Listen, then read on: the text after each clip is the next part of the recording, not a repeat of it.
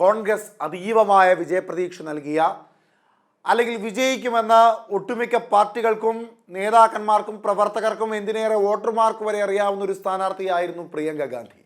വയനാട്ടിൽ രാഹുൽ ഗാന്ധി 2024 ലോക്സഭാ തെരഞ്ഞെടുപ്പിൽ റായ്ബറേലിയിലും വയനാട്ടിലും ഒരുപോലെ മത്സരിച്ച സാഹചര്യത്തിൽ റായ്ബറേലിയിൽ, അതായത് ഇന്ത്യയുടെ വടക്കേ ഇന്ത്യൻ പ്രദേശത്ത് രാഹുൽ ഗാന്ധിയുടെ സാന്നിധ്യം ആവശ്യമാണ്. തുടർന്നങ്ങോട്ടുള്ള രാഷ്ട്രീയ പോരാട്ടത്തിൽ ഹിന്ദി ഭൂമിയോട് ചേർന്ന് അദ്ദേഹത്തിന് സ്ഥാനം വേണമെന്ന ബോധ്യത്തിൻ്റെ പുറത്ത് അദ്ദേഹം റായ്ബറേലിയിലേക്ക് പോകുന്നു. അങ്ങനെ വന്നപ്പോൾ വയനാട്ടിൽ ആര് മത്സരിക്കുമെന്ന ചോദ്യത്തിന് പ്രസക്തിയേറി.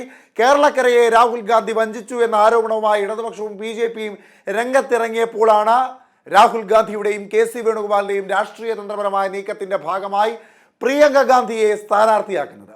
ഒട്ടേറെ ചർച്ചകൾക്കൊടുവിലാണ് പ്രിയങ്ക ഗാന്ധി വയനാട്ടിൽ മത്സരിക്കാമെന്ന കാര്യത്തിൽ ഉറപ്പ് നൽകുന്നത്. അങ്ങനെ പ്രിയങ്ക ഗാന്ധിയുടെ കന്നി മത്സരം കേരളക്കരയിലെ വയനാട് പോലെ വശ്യമനോഹരമാർന്ന ഒരു മണ്ഡലത്തിലേക്ക് എത്തി നിൽക്കും. പ്രിയങ്ക ഗാന്ധി അങ്ങനെ വയനാട്ടിൽ മത്സരിക്കാനെത്തുന്നു.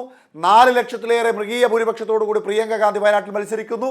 പല പ്രതികൂല സാഹചര്യങ്ങളും അവിടെ ഉണ്ടായിരുന്നു.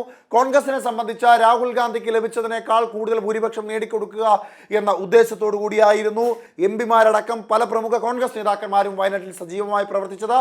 4 ലക്ഷത്തിലേറെ ഭൂരിപക്ഷത്തോടു കൂടി പ്രിയങ്ക ഗാന്ധി അവിടെ വിജയിക്കുന്നു.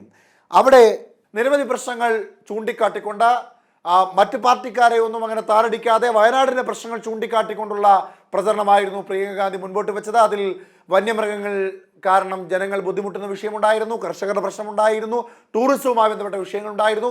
അങ്ങനെ ഓരോന്നും എണ്ണിപ്പറഞ്ഞുകൊണ്ട് പ്രിയങ്ക ഗാന്ധി വയനാടിൻ്റെ ഹൃദയഭൂമിയിലൂടെ എല്ലാം പ്രചരണം നടത്തി 4 ലക്ഷത്തിലേറെ ഭൂരിപക്ഷത്തോടു കൂടി വിജയിച്ചു വരുന്നു.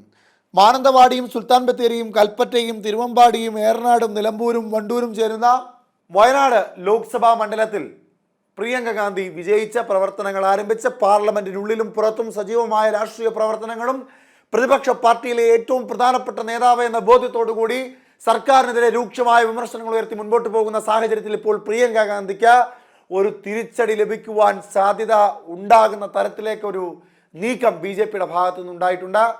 2024 രാഹുൽ ഗാന്ധി നേടിയത് 6,47,445 വോട്ടുകളാണ് എങ്കിൽ 6,22,338 വോട്ടുകളായിരുന്നു പ്രിയങ്ക ഗാന്ധി നേടിയത്. വയനാട് ലോക്സഭാ തെരഞ്ഞെടുപ്പിൽ പ്രിയങ്ക ഗാന്ധിക്കെതിരായി മത്സരിച്ച CPI സ്ഥാനാർത്ഥി സത്യൻ മൊങ്കേരിയും BJP സ്ഥാനാർത്ഥി നവ്യ ഹരിദാസും നേടിയ വോട്ടുകൾ: സത്യൻ മൊങ്കേരി 2,11,407 വോട്ടുകൾ നേടുന്നു.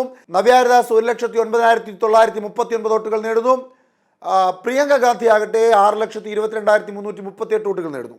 രാഹുൽ ഗാന്ധി നേടിയ 6,47,445 വോട്ടുകൾ നേടുമ്പോൾ 6,22,338 വോട്ടുകളാണ് പ്രിയങ്ക ഗാന്ധി നേടിയത്. എന്നാൽ അവിടെ ആനി രാജ നേടിയതിനേക്കാൾ കുറച്ച് വോട്ടുകൾ മാത്രമേ സത്യൻ മൊങ്കേരിക്ക് നേടുവാൻ സാധിച്ചുള്ളൂ.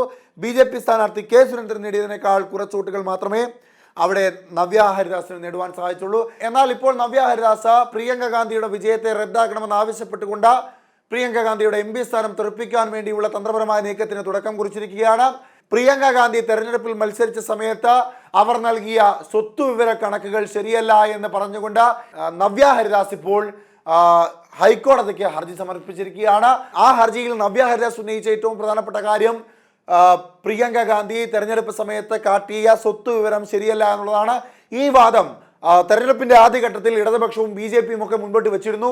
എന്തായാലും ഇപ്പോൾ അത് നിയമത്തിന്റെ പാതയിലൂടെ സഞ്ചരിക്കുമ്പോൾ ഒരുപക്ഷെ അതിൽ ഹൈക്കോടതി ഉടനടി ഒരു വിധി കൊണ്ടുവരികയാണ് എങ്കിൽ പ്രിയങ്ക ഗാന്ധി ആ വിധിക്ക് വിധേയപ്പെട്ടുകൊണ്ട് രാജിവെക്കേണ്ടി വരുമോ എന്നുള്ളതെല്ലാം കാത്തിരുന്ന് കാണേണ്ടതാണ്.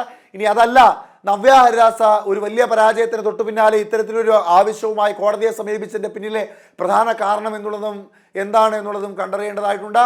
എന്തായാലും 6 ലക്ഷത്തിൽ പരം വോട്ടുകളുടെ ഭൂരിപക്ഷത്തോടു കൂടി വിജയിച്ച പ്രിയങ്ക ഗാന്ധിക്കെതിരായ ഒരു ഹർജി സമർപ്പിക്കുമ്പോൾ ആ ഹർജിയിൽ ഇത്തരത്തിൽ ഒരു സ്വത്ത് വിവരണവുമായി ബന്ധപ്പെട്ട വിഷയം ചൂണ്ടിക്കാട്ടുമ്പോൾ അത് കോടതി കാര്യമായി പരിഗണിക്കുകയും ആ പരിഗണനയിൽ ഒരു പക്ഷേ എന്തായിരിക്കും കോടതിയുടെ വിധി എന്നതനുസരിച്ചായിരിക്കും ഇനി അങ്ങോട്ടുള്ള രാഷ്ട്രീയ നീക്കങ്ങൾ എന്ന് കണ്ടറിയേണ്ടതായുണ്ട്.